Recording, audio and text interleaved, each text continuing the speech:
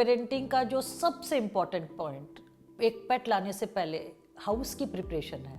मैंने देखा है कि मेरी जो एक्सपीरियंस कहता है कि ज़्यादातर जो पेट ओनर है ना, वो बहुत ही इमोशनल शॉपिंग करते हैं, पूरे घर का जो एरिया है वो भी इमोशनली प्रोवाइड करते हैं। सो आज मेरी ये पूरी गाइडेंस है, एक रिक्वेस्ट भी है पेट पेरेंट को कि इमोशनल अपनी जो वैल्यू है उसको और जो रिक्वायरमेंट है पेट की, उसको दो को सेपरेट करो।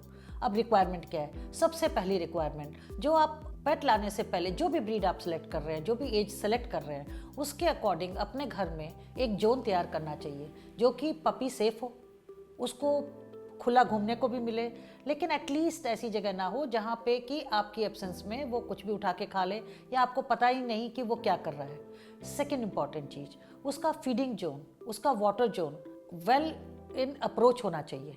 पपी की अप्रोच में होना चाहिए, बट अगेन एनक्लोज्ड एरिया होना चाहिए। सेफ्टी जोन ध्यान रखना सबसे इम्पॉर्टेंट है। थर्ड थिंग, क्योंकि शुरू के स्टेज में 3 to 4 मंथ्स तक, जब तक उसकी इम्यूनिटी कंप्लीट डेवलप नहीं होती है, पपी को हम बाहर नहीं लेके जा सकते। पपी को बाहर नहीं ले जाने का मेन मकसद यह है कि उसको कोई भी क्रॉस इन्फेक्शन ना हो।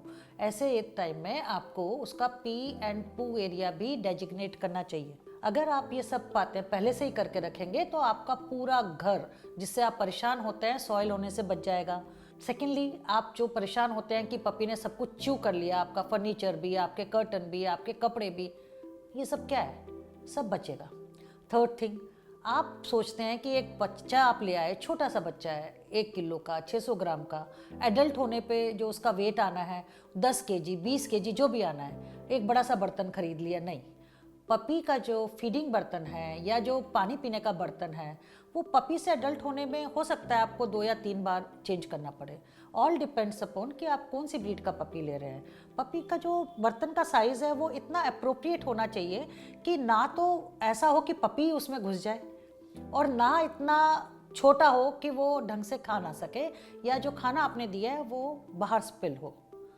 मैं एडवाइस करूँगी कि पपी की हाइट के अकॉर्डिंग छोटी हाइट भी होनी चाहिए, और आजकल जो वाटर सोर्स है उसके लिए तो फिटिंग बॉटल्स अवेलेबल है, हाइजीनिक भी है, और पपी जो है स्प्लैश भी नहीं करता, उसको गिराता भी नहीं है। और इन सब छोटी छोटी बातों का अगर आप ध्यान रखते हो, अपने पपी को लाने से पहले एक हाउस प्रिपरेशन कंप्लीट करते हो, बहुत सारी डिजीजेस बिलीव मी आप बचा सकते हो।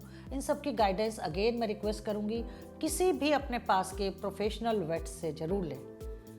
Safe housing, safe puppy, healthy life. Believe it.